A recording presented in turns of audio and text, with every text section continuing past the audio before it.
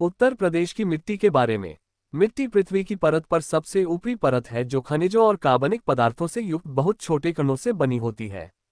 उत्तर प्रदेश की मिट्टी कार्बनिक पदार्थों से मिलकर जमीन को कवर करती है।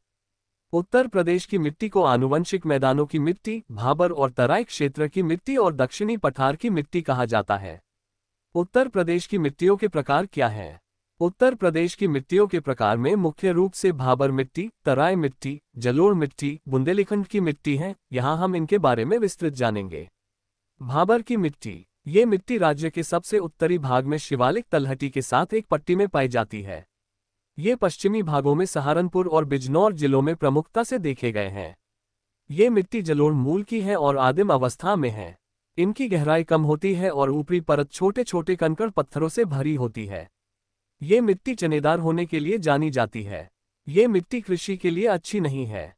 उत्तर प्रदेश की सॉइल। उत्तर प्रदेश की मिट्टी कैसी है और जाने इसके प्रकार।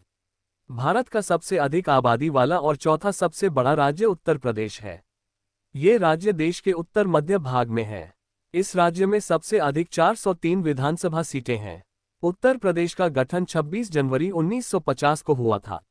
सभी प्रतियोगी परीक्षाओं और इंटरव्यू में उत्तर प्रदेश से जुड़े करंट अफेयर्स के प्रश्न पूछे जाते हैं, इसलिए इस ब्लॉग में हम उत्तर प्रदेश की मिट्टी, उत्तर प्रदेश की सॉइल के बारे में विस्तार से जानेंगे। प्रदेश की मिट्टी के बारे में। मिट्टी पृथ्वी की परत पर सबसे ऊपरी परत है जो खनिजों और कार्बनिक पदार्थों से युक्त बहुत छोटे कणों से बनी होती है। उत्तर प्रदेश की मिट्टी कार्बनिक पदार्थों से मिलकर जमीन को कवर करती है। उत्तर प्रदेश की मिट्टी को आनुवंशिक मैदानों की मिट्टी, भाबर और तराई क्षेत्र की मिट्टी और दक्षिणी पठार की मिट्टी कहा जाता है।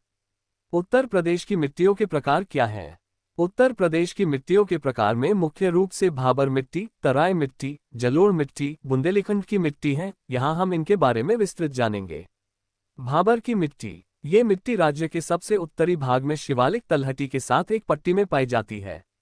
ये पश्चिमी भागों में सहारनपुर और बिजनौर जिलों में प्रमुखता से देखे गए हैं। ये मिट्टी जलोढ़ मूल की है और आदिम अवस्था में है। इनकी गहराई कम होती है और ऊपरी परत छोटे छोटे कंकड़ पत्थरों से भरी होती है। ये मिट्टी चनेदार होने के लिए जानी जाती है। ये मिट्टी कृषि के लिए अच्छी नहीं है। इस क्षेत्र की मिट्टी बहुत उथली है और यह कृषि के लिए उपयुक्त नहीं है। केवल बड़े पेड़ ही इस प्रकार की मिट्टी को बनाए रख सकते हैं। मिट्टी का निर्माण हिमालय से उतरती नदियों द्वारा होता है, जो बदले में कंकड़ वाली मिट्टी के रूप में तलहटी के साथ अपना भार जमा करती हैं। भाबर लगभग 8-16 किलोमीटर चौड़ा शिवालिक तलहटी के साथ चल रहा है। तराई की मिट्टी। ये मिट्टी भाबर क्षेत्र के दक्षिण में तराई क्षेत्र में पाई जाती है। ये मिट्टी नाइट्रोजन और कार्बनिक पदार्थों से समृद्ध है। भूजल के उच्च स्तर के कारण ये मिट्टी नम रहती है। ये भाबर क्षेत्र की मिट्टी की तुलना में महीन कणों से बनी है। मिट्टी चिकनी है। इसे दोमट मिट्टी के रूप में बांटा गया है। ये गन्ना, चावल, गेहूं आदि की खेती के लिए अच्छी मानी जाती है। तराई क्षेत्र की मिट्टी कार्बनिक पदार्थ और नाइट्रोजन से भरपूर है, जो इसे सभी प्रकार के पौधों और फसलों जैसे लंबी घास, गेहूं, चावल, जूट, गन्ना और वन आवरण के लिए उपयुक्त बनाती है। तराई की मिट्टी को रेतीली मिट्टी की भूमि के रूप में भी जाना जाता है, लेकिन इसमें फॉस्फेट की कमी होती है और ये लगभग 30 किलोमीटर चौड़ी होती है। बार क्षेत्र की भूमिगत धाराओं के फिर से उभरने से यह पेटी दलदली तराई बन जाती है। गंगा के मैदानों की मिट्टी। जलोढ़। जलोढ़ मिट्टी उत्तर प्रदेश का सबसे बड़ा मिट्टी ग्रुप है। ये मैदानी क्षेत्रों में पश्चिम से पूर्व तक फैली हुई है। उत्तर प्रदेश में जलोढ़ मिट्टी मुख्य रूप से गंगा और उसकी सहायक नदियों द्वारा लाई जाती है। इसको दो पार्ट बंजर और खादर भूमि के रूप जाना जाता है। बंजर मिट्टी का रंग गहरा और खुरदरा है। ये खादर की तुलना में कम उपजाऊ है। खादर मिट्टी निचले इलाकों में विकसित होती है, जो हर साल बाढ़ के पानी से डूब जाते हैं। ये अधिक उपजाऊ और महीन तथा हल्के रंग के होते हैं। विशाल गंगा के मैदानों में जलोढ़ मिट्टी नदियों द्वारा तलछटी निक्षेपों के कारण पाई जाती है। इसका विकास चतुर्धातुक काल में हुआ था। जलोढ़ मिट्टी बजरी और रेत के बड़े कणों और मिट्टी और गाद के महीन कणों से बनी होती है। जलोढ़ मिट्टी की उपस्थिति गंगा के मैदान की मिट्टी को उपजाऊ बनाती है। जलोढ़ मिट्टी को दो भागों में बांटा गया है। बांगर मिट्टी, बांगर सॉइल। बजरी की उपस्थिति के कारण और कृषि में इसके नियमित उपयोग के कारण भी इस प्रकार की मिट्टी बहुत उपजाऊ नहीं होती है। ये मिट्टी जलोढ़ मिट्टी का परिपक्व और पुराना रूप है।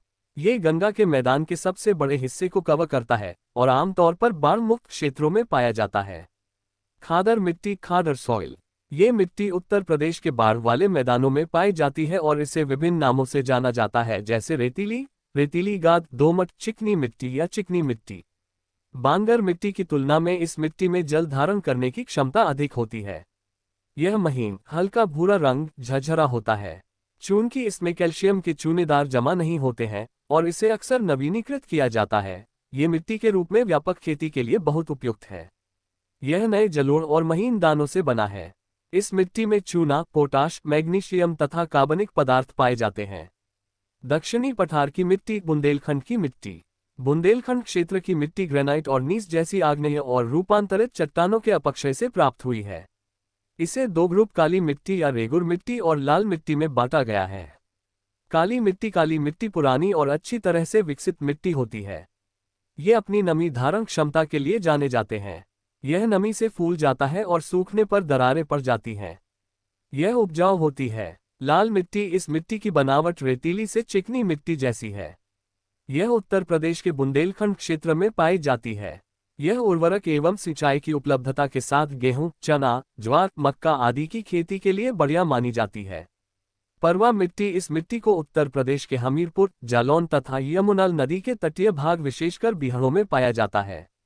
ये हल्के लाल भूरे रंग की बलुई दोमट मिट्टी है जिसमें कार्बनिक पदार्थ कम होते हैं। इस मिट्टी को चना और बाजरा की खेती के लिए अच्छा माना जाता है। राकर मिट्टी पहाड़ी एवं पठारी क्षेत्रों के ढलान वाले क्षेत्र में पाई जाती है। इस मिट्टी को गहरी रकार और पतली रकार में बांटा गया है।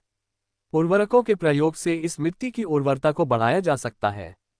इस मिट्टी में तिल और चना जैसी फसलें उगाई जाती हैं। मोंटा मिट्टी लाल रंग की होती है और इसे बाजरा जैसे अनाज उगाने के लिए अच्छा माना जाता है। पहाड़ी क्षेत्रों में पाई जाने वाली इस मिट्टी का रूप टूटे हुए कंकड़ पत्थर भी होते हैं। उत्तर प्रदेश की अन्य मिट्टियाँ। उत्तर प्रदेश की अन्य मिट्टियाँ इस प्रकार हैं। भाट मिट्टी कुशीनगर जिले में पाई जाती है। इसमें एल्यूमिनियम का भंडार है और यह बाजरा की खेती के लिए उपयुक्त है। भूर बांगर क्षेत्र में रेतीली मिट्टी के लहरदार भंडार हैं। दूर नदी के किनारे जल भराव वाले क्षेत्रों की मिट्टी है। मार काली रेगुर मिट्टी के समान होती है। ये चिकनी मिट्टी है। उत्तर प्रदेश में कौन सी मिट्टी सर्वाधिक पाई जाती है? उत्तर प्रदेश का अधिकांश क्षेत्र गंगा प्रणाली की धीमी गति से बहने वाली नदियों द्वारा फैली जलोढ़ की गहरी परत से ढका हुआ है। अत्यधिक उपजाऊ जलोढ़ मिट्टी रेतीली से लेकर चिकनी दोमट तक होती है। उत्तर प्रदेश में जलोढ़ मिट्टी अधिकतम मात्रा में पाई जाती है।